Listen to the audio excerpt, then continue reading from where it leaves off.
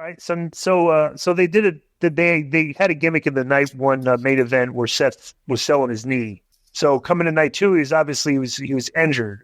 They did they opened up with them. Oh, by the way, here was a controversy I want to talk about, bro. I think Samantha Irvin is excellent. Yeah, she's a deep, strong voice. She gets passionate, very passionate. Bro, there's people on the internet, like literally 50% of the people think she's cringy. What? I'm like, bro, I swear to God, I could not believe because Brian. Here was the tweet. Okay, so this kid, what's his name? Well, hang on a minute. So, Vince doesn't like her too. Vince Russo doesn't like her. Okay, so this is a what's his name? So the tweet, former WWE referee Brian Hebner. Right. And Samantha Irvin's voice and trying to overdo things is literally making me use my mute button more than I ever have, like nails on a chalkboard. Okay? I quote tweeted that and said, Earl should take his kid out back and the stick for that comment. Okay? So then there's like literally 40 people comment on this. And dude, like half the comments are people like, like she's unprofessional. Why? You're a WWE Mark Disco. You're a WWE Mark Disco. You're okay with Cody getting pinned one night and then winning the championship the next. Makes sense. Her ring announcing is definitely an acquired taste. Some think it's great. Some of us think it's like nails on a chalkboard. Some guy says, this is your first good tweet. Congratulations. And said, if Earl goes out back, it'll be to set up a dodgy merch stand.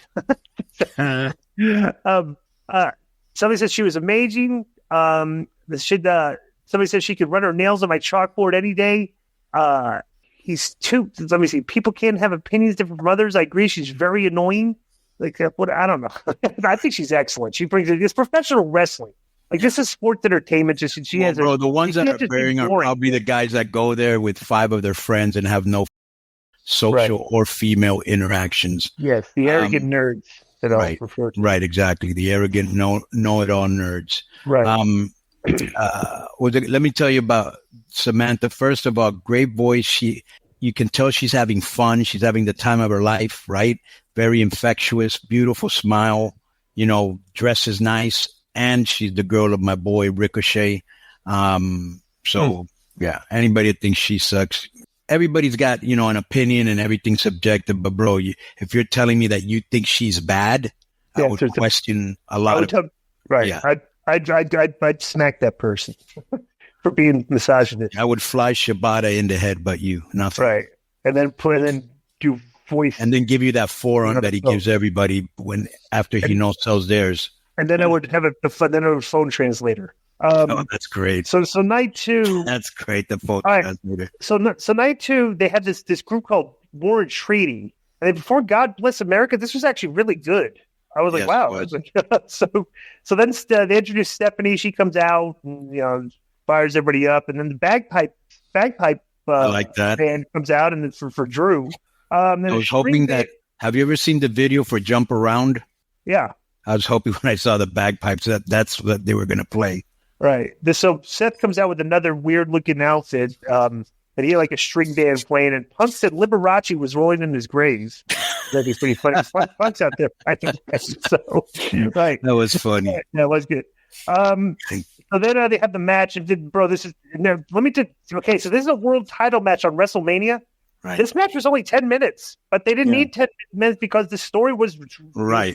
And the people were hot, and it was the first match. And I like how McIntyre hit it with the Claymore to start off the match, almost end it quick. I like that. Right. Yeah, the quick thing. But so, and because it's WrestleMania and Seth had to get he was doing the old thing I'm not a fan of, where she's going in and out of selling his knee, which, this match. I did like this, and this was really good booking when he did the pedigree on the floor, Seth, and then he hurts his knee. That was very logical. Right. So, what you call it? That basically hits him with a couple near falls, and it's just you can see the title leaving Rollins' grasp at the end, and he ends up losing. Right. Right. So then he rolls out of the ring, and Rollins is kind of like crying, and McIntyre's like selling, and they're looking at each other, and Rollins is like kind of when he was crying, looked into "You deserve it." He mouthed that to him. That's what he said. So then McIntyre goes to ringside as a moment with his wife, And then he walks over to Punk and starts getting in Punk's face, and he stands at the table to gloat in front of Punk, and he looks away, and Punk yanks his feet up from under him, so he takes the face bump on the table. Then Punk takes his brace off and starts hits McIntyre in the face, and starts putting the boots to McIntyre ringside, and all of a sudden, Priest music plays. Right. What a great reaction that was. And Punk sold it great. Right. They had a comes out, close-up on him, yeah. rolls him in the ring, hits him with his finish, 1, 2, 3. The crowd went crazy for this. So, good. But this was good storytelling because everything tied into each other, and they kept it going on Monday night too. So this is good stuff. Great opening match. Yeah. Another guy who's almost like, I mean, for the people that know, but Priest was a Monster Factory guy, which is only 20 minutes away. So he's got that home base feel here. I'm sure there was a lot of family and friends there. I saw a bunch of them at the hotel that night, and it was a great reaction though. Great reaction. So so that was it was only 10. They only get to bro. Because what was the rating? What I like about this, they started off with that Claymore kick, and then they never let down. It was like move after move after move. You know what I'm saying? Right. 3.5. All excitement. 3.5. All right. So next was the deserved more. That street fight with Lashley, Montez, Angelo against Cross, Akam, and Rezar, and Bubba Ray was the referee. Bro, all this was some stunts where the heels got some heat. The babyface came back and they basically cleared it out. We were just Cross alone taking moves from these guys, and then this whole thing was a setup where Bubba Ray Dudley looked at all the babyfaces and said they did to get the table spot that all the crowd participated. I mean, they put Cross through. Right, they put Cross through a table, and they beat him 1, 2, 3, 8 minutes and 30 seconds. But all they were doing, this match was just designed to build up for that pop of Bubba saying, "Get the tables and put them through the table," which is basically. And this got a star in 3/4. Yeah, this was just a kind of like a stud. Stud. They just want to do that at the end. What did you think of Snoop Dogg?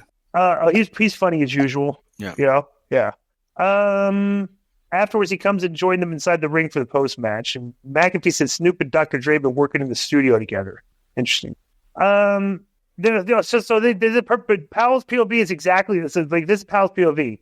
This is the match I was least looking forward to on the night 2 card, but it turned out to be a fun garbage brawl and a nice little tribute to ECW, which is basically exactly what that was. Yeah, that's right. Yeah. Yeah, it's like, actually, it's right, because it was like they had like a hardcore-ish match on one night, and when I wanted a hardcore-ish match on night 2, but nothing. Right. Nothing really death-defying else besides those two, So they showed Logan Paul doing. Because you don't need to do all that. You got characters that are over. So LA Knight is now a Slim Jim spokesman because he came with the Slim Jim card. I guess they're using him in the old Randy Savage spot, which is a good spot for LA Knight. Kudos to him. But him and AJ Styles have their match. This was a good. Bro, AJ said, how many stars did this get? AJ, LA Knight goes over. This was a 3.5. 3.5. This was a solid 3.5 star 12-minute match with two guys that work a safe style and did some good stuff. And bro, both of them, and the reason these guys look good, bro, LA Knight has good punches, right? They have good punches and kicks and everything. So the fighting looked good. And this is Plus, I like the way that Styles ran to the ring and they just got it on. Boom, right. Boom, boom. Right. Like, Yeah. They look like because I saw that film clip. I hadn't seen it when you told me about it, but I saw it later on. I saw that film clip you told me about where they were like at a press conference and he picked them up and slammed them and nobody was breaking them up. Remember? Right. Mm-hmm. Right. Yeah. He was bleeding from the nose, bro. Yeah. So they had some good to play off of. Right. I want to say this too about LA Knight is that when I've known Ricker for years. Okay, and when he came back, he came through the Las Vegas system, if you want to call it that. But like the biggest, I think I met him at the same time. Right. But I knew him for years, and I was looking at him going, bro, the guy was a good worker, looked like $1 million and a good talker. And I would say, this guy's going to make it someday. And he ended up going to Impact. The funny thing, remember we talked about this when we interviewed him too. Bro, Meltzer was kind of down on LA Knight because in Impact they said they need a guy to have good. Like, he's not a fan of LA Knight's work. Yeah, he's not AJ Styles, basically. Right, because he's not an AJ Styles. He's not but LA Knight is much like Bobby Roode, who also would get heat from the dirt sheet community. Bro, the guys are solid workers and they work safe. They don't. And you need guys like that. Not everybody's can be AJ Styles or should be AJ Styles. you put a solid guy like that in there with LA Knight, and it looks, well, wow, this is good work. This looks good. Just like when Bobby Roode used to wrestle AJ back in Impact. This is like really good matches, But yeah, this is good stuff for and Knight hit AJ Styles with a German suplex from the top, which I did not expect. I'd never seen that in his arsenal. Right. Because I'd heard, I got sources. Right. And I'd heard that there was a little bit of frustration a while back with LA Knight was trying to work like an indie guy too much. So it looks like they've been polishing him up to like you taking out some of this, when you want to whatever do some stuff when you want to do the indie stuff, and like, why do you want to do that? So there was kind of that thing, but you can tell he's not doing that anymore. Because I've been on the indies for a couple of years before I got here. That's why. Right. So then they do the Logan Paul, Randy Orton, Kevin Owens 3-way, and so they showed Sami Zayn at the Gorilla, and he was like, firing up Owens to go, when he went out there. So, I was this match is interesting because, brother, there was never really any heat built up between Orton and Owens before this match. So the thing here is that this was kind of like Logan Paul in a 1-on-2. Okay, right. But the crowd was kind of eating that up for a big, because they don't like Paul. But coming by the end here, Logan Paul went for top rope moves that Orton avoided, and Owens hit Paul with a pop-up powerbomb and then dropped Orton with a stunner and covered him for a near fall. Then Owens went up for a pop-up powerbomb on Orton, who countered it into an RKO. Then Paul threw Orton out of the ring and then hit Owens with a top rope frog splash and pinned him. The top rope frog splash is one of the best frog splashes ever. He got really high. He got his legs super wide spread. It's just like, wow. It was like, and Logan Paul goes over and the crowd didn't like it, so. Well, he's the Eagle. Right. And they did a spot. They had a thing where the guy dressed up as the energy drink was some guy. I didn't know who he was. Yeah, I don't know who he was. And they put him through a table or something on the announcers. Some spot with him in the announcers table, but I didn't, like I said, I don't know who the guy was. So you just have funny though. You just have to respect Logan's work ethic. Yeah. You also have to respect the fact that they had some funny moments, like when Paul was trying to turn Orton and Owens against each other, and then they were suplexing him on the table. Remember?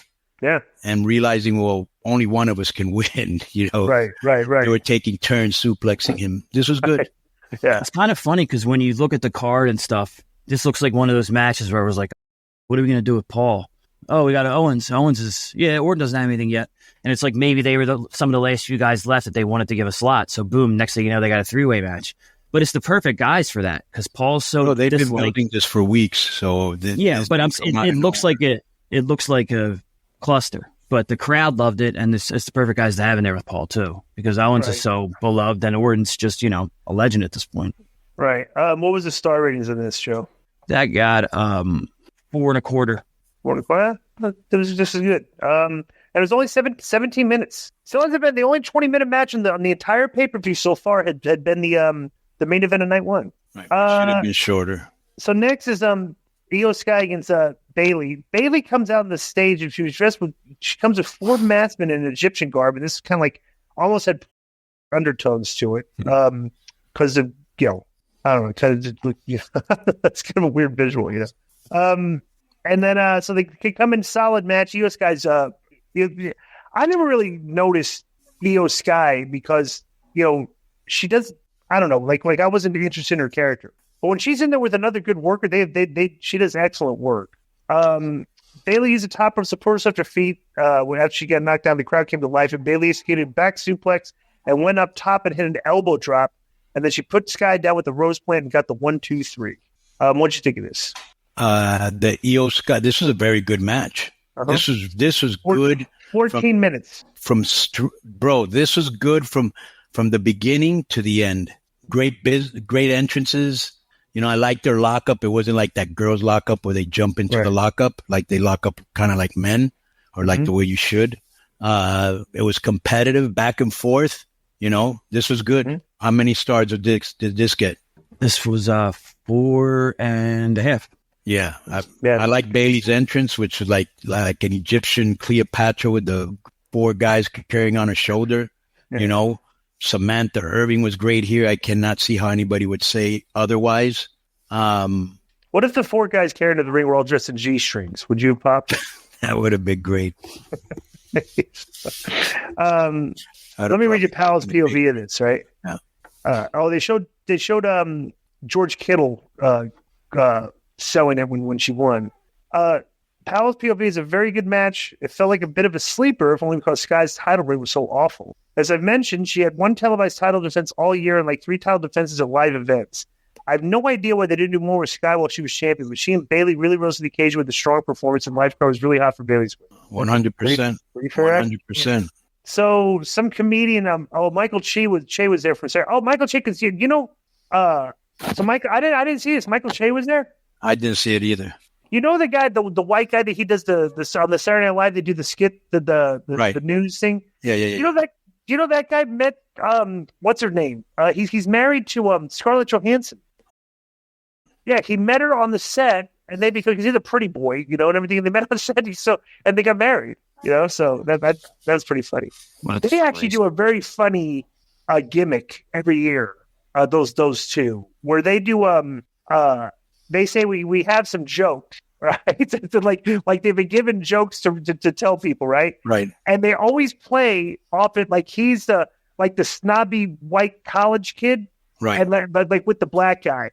And they always do the gimmick where they're always telling kind of racist jokes. Right. To each other, but they're funny because everybody's like, the joke cracking. Like, I can't believe they give. Like, they're not telling the jokes; they've been given these jokes, and they have to tell them. And like, so right. It's pretty. What's the name of the segment they do? Weekend Update? Is that it? Weekend Update? Yeah. It's actually very, very funny. So yeah. So we do. I watch Saturday Night Live every week. Cody versus Roman, and basically this. We'll just get to like the last 10 minutes. Yeah, that's the best part. Right. So. So basically, this is just super false finishes. Then all of a sudden, James or Solo comes out. All right, they do a double spear, a spear Samoan spike, double spot. Cody kicks out. Right. So then, time out. Jimmy interferes. Okay. So then Jay comes out, and that interference is just squashed quick, and they disappear. Okay. Right. So then Solo interferes. Right, and then they do the double spear with the Samoan spike. Right. 1-2. It got a bigger pop than I thought it was because I would say that's not going to be the finish. Okay, but it got a bigger pop on the kick out. So then Cena, his music hits. He comes out and takes Solo out. All right. Then the Rock's music hits. Him and Cena come face to face. Cena goes to hit the Rock, but Rock hits him with the Rock bottom. So Rock has the weight belt out and was getting ready to whip Cody. We hear the gong sound for the Undertaker. The crowd would. For this, and Rock's eyes bug, and they goes dark, and the gong sound hits again, and the Undertaker was in the ring behind the Rock, and Undertaker choke slams. That was good great facials by the Rock. That's what the Rock was so good. Everybody remember what a good actor he is, and how good his like facial expressions are and stuff and things. So it was a great performer, right? Yeah. So then he choke slams him, and then they get up, and Reigns picked up a chair. Rollins' music hit, but he got taken up by Roman right away before the Rock came out, or before the Undertaker spot. For Dave Meltzer, I don't know if you guys saw this, but that was originally going to be Steve Austin's spot, Undertaker. It was supposed to be. This. Yeah. I'm like, how No, what happened? What do we mean originally? From what date? Like originally, when did they originally? When did they plan it? I don't know. But Dave reported it was earmarked to be Austin's spot, but in the end, WWE couldn't reach a financial agreement, and Undertaker was put in his place. To me, that's a dubious report. Okay, because I don't know. So Rollins picked up the chair, and instead of going to hit Cody with it, he turned and saw it was a throwback to when Rollins hit him with the chair when they were in the Shield 10 years ago. So he ended up hitting Rollins in the back with the chair. And when he turned, so he let out a Reigns to slam the chair over the back of Rollins, and just as Rollins did when he turned on Reigns a few years ago. Then Roman let out a war cry and was going to spear him, but Cody hit him with a kick. Then Cody hit Reigns with 3 crossroads and pinned him. Samantha Irvin was crying when she announced the winner, but it was a good presentation. And they did Cody dropped his knees, and Brandy joined him, and everybody came out there, Mama Rhodes and stuff. And he got the mic, and he called Bruce Pritchard into the ring. Yeah, Bruce was out there. And they put him on his shoulders, and then the show went off with he's hugging people. Actually, they let this go on a little bit too long, I thought. They could just the post-match celebration is like 10 minutes. Yeah. It seemed like so. Yeah, but this is a great moment. So what do you think of this? It's a feel-good moment, which you don't see all the time. So I was all right with it. I like with Snoop Dogg coming in at the end with the Eagles cheerleaders announce whatever the attendance was. Right. I like the Rhodes and Reigns entrances were great. I like the Cody's, like that skull mask that he had. Mm-hmm. I like his mask. I like the mask that Damien Priest came out with. I like the mask Finn Balor came out with. What else?